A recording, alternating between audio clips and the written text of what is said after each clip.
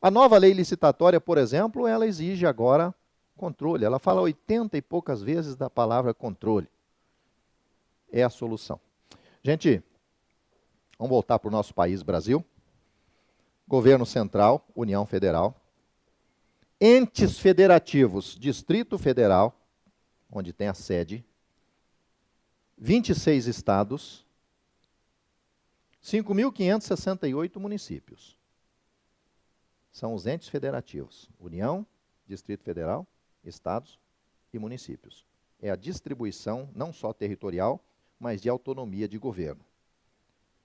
Dentro desses 4 entes federativos, nós temos 3 poderes.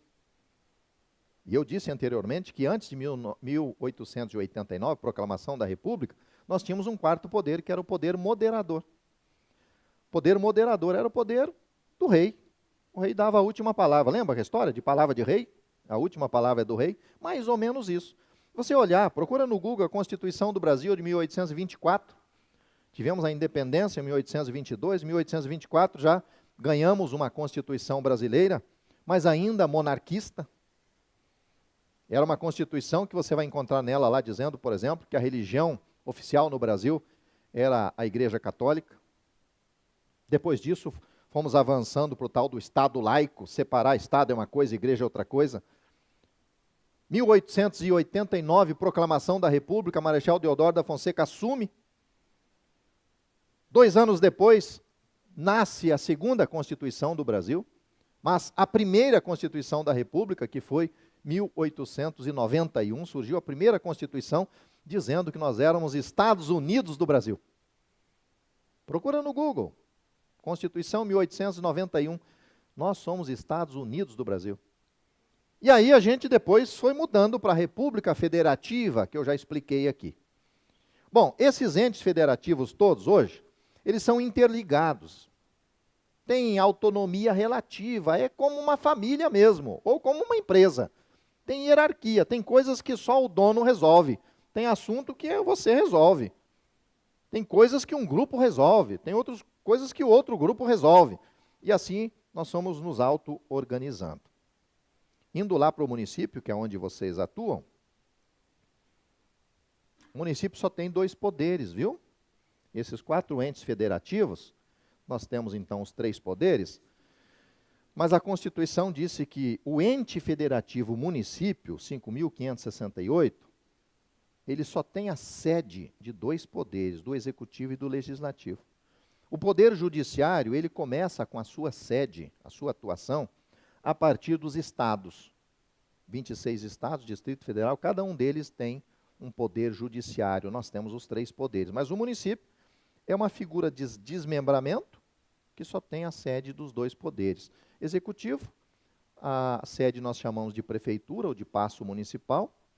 O legislativo nós chamamos de poder legislativo municipal, Câmara Municipal, Câmara de Vereadores ou Casa de Leis.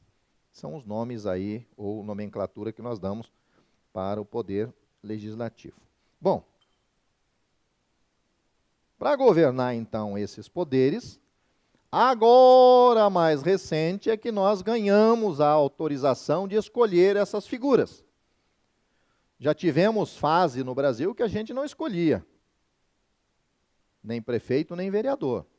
Aliás, vereador a gente escolheu, eles só não tinham remuneração, era gratuito por um tempo. Prefeito, por algum tempo, nós deixamos de escolher, depois passamos a escolher apenas das cidades menores e não das capitais e cidades fronteiriças, e agora, por último, na Constituição de 88, a gente recebeu o direito de votar para todos os prefeitos do Brasil. Lembrando a vocês que para ser prefeito e para ser candidato a prefeito, precisa cumprir certas regras eleitorais. Residir no município, ter lá o título eleitoral no município, com 1 ano de antecedência, ter idade, né, vai subindo a idade conforme o cargo político nesse Brasil, partindo de 18 anos. Hoje, você, para ser candidato a algum cargo político, tem que se enquadrar na Lei 64/90, que é a lei das inelegibilidades. Se tiver um crime, estiver respondendo por um crime, não pode. Se tiver contas públicas desaprovadas, e você como gestor responsável, você não pode sair candidato, e assim por diante. Mas hoje não precisa ter grana. Você vai encontrar até lá nos anos 30, ainda a exigência de para alguém sair candidato a alguma coisa, tinha que comprovar na declaração de rendas ter no mínimo X de valores. Então, lembra dos tipos de governanças que eu falei? Pelas armas, pela força, o mais idoso, o ancião, o mais sábio da comunidade. E assim nós fomos escolhendo formas, né, Agora a nossa forma aqui é muito tranquila, só não pode ser candidato quem tenha problemas com a sociedade, quem tenha contas para pagar para a sociedade. Isso foi ficando bacana. Como é que sobrevive esses governos? Porque tem lá não só o ganho, o salário do prefeito, dos vereadores, mas tem também da equipe que trabalha com ele. O município é obrigado, por exemplo, a manter as estradas, é obrigado a manter a iluminação pública, obrigado a manter a praça, o recolhimento do lixo, medicamentos para os que não tenham condições, a saúde, escolas funcionando, professores, pagamento de professores, combustível para aqueles veículos todos, transporte. Como é que faz isso? Então, a nossa Constituição, é interessante ler a partir do artigo 145 em diante, ela vai falar dessa partilha tributária, e nós encontramos a União Federal responsável por certos tributos. Olha para cá que eu vou esclarecer para você uma coisa. Quando você ouvir dizer que o Brasil tem muito imposto, nossa, esse país tem muito imposto, tem não sei quantos impostos. As pessoas meio que confundem o nome, a palavra imposto, com a palavra tributo. Então você vai entender agora.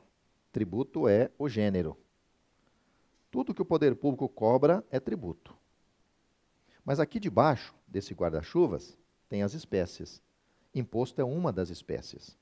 Eu tenho o tributo, tenho os impostos, tenho as taxas, tenho as contribuições, e ainda posso ter outras coisas, como, por exemplo, o compulsório, e eu posso ter serviços.